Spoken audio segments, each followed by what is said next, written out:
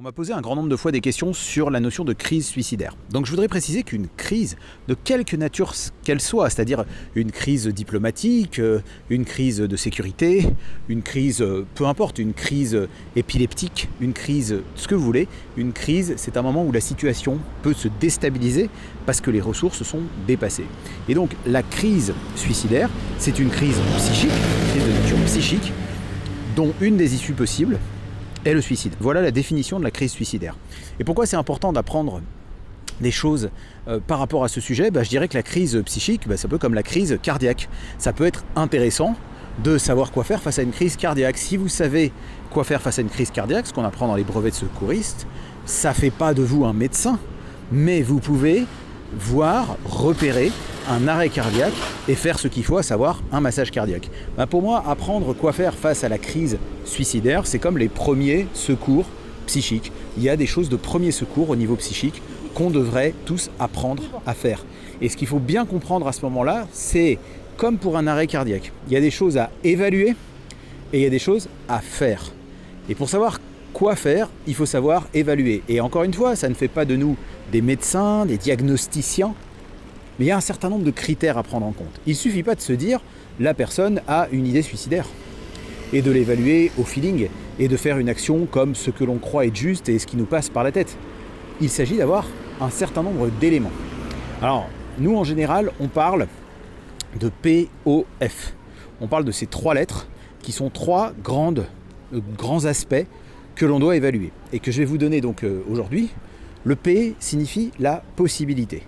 C'est une des premières choses qu'il faut évaluer. C'est est-ce que l'acte suicidaire est possible ou est-ce qu'il est peu possible ? Est-ce qu'il va de pas du tout possible à extrêmement probable et imminent ? Vous voyez ? Parce que une crise suicidaire, des fois, elle peut se repérer sur des signes indirects. Ça peut être quelqu'un qui va nous dire des choses pas forcément explicites. Il ne va pas forcément nous dire « là, j'ai envie de me suicider, j'ai un projet suicidaire, je vais aller le faire en sortant de votre bureau ». Non, pas du tout. Il peut simplement nous dire « j'en ai marre, j'en peux plus, j'en ai marre de tout, je voudrais que tout s'arrête ». Il va dire des choses comme ça un petit peu indirectes. Et nous, on va creuser plus explicitement cette possibilité. Est-ce qu'il y a quelque chose d'imminent ou est-ce qu'il y a quelque chose d'un peu plus lointain ? Ensuite, il y a le O qui veut dire l'occasion. Est-ce qu'il y a des facteurs qui précipitent la possibilité de passer à l'acte ? Ou est-ce qu'au contraire, il y a des facteurs qui font que l'occasion ne se présente pas maintenant ? Il peut y avoir des facteurs protecteurs, des facteurs qui font que la personne va moins probablement passer à l'acte. Et puis, il peut y avoir des facteurs qui favorisent, qui sont précipitants. Ça, c'est l'occasion, c'est le O. Et enfin, il y a la fragilité. Si on a évacuer une possibilité extrêmement urgente qui nécessite d'agir dans l'immédiat, on va évaluer la fragilité de la personne à différents niveaux. La fragilité de la personne par rapport à elle-même, la fragilité de la personne par rapport aux relations aux autres et la fragilité par rapport, entre guillemets, au monde, c'est-à-dire à son contexte. Et c'est quand on a tous ces éléments, possibilité, occasion, fragilité, c'est quand on a ces éléments et leurs sous-critères qu'on a évalués avec un certain nombre de questions qu'on va pouvoir décider quoi faire. Et décider quoi faire, ça peut être depuis ne rien faire de spécial, c'était une crise dont la possibilité n'est pas imminente et finalement on va peut-être redonner un rendez-vous à la personne de façon tout à fait normale et ordinaire. Ça peut aller à l'autre bout du spectre jusqu'au fait d'agir immédiatement parce qu'en cas de doute, en cas de problème, en cas d'urgence, il faut agir immédiatement et ça peut passer par appeler le 15, organiser une hospitalisation de toute urgence, des choses extrêmement intenses et importantes. Et puis ça peut passer par tous les intermédiaires, orienter vers une prise en charge spécifique, redonner un rendez-vous rapidement, recontacter la personne. Il y a plein de possibilités qui nous sont offertes par rapport à ça.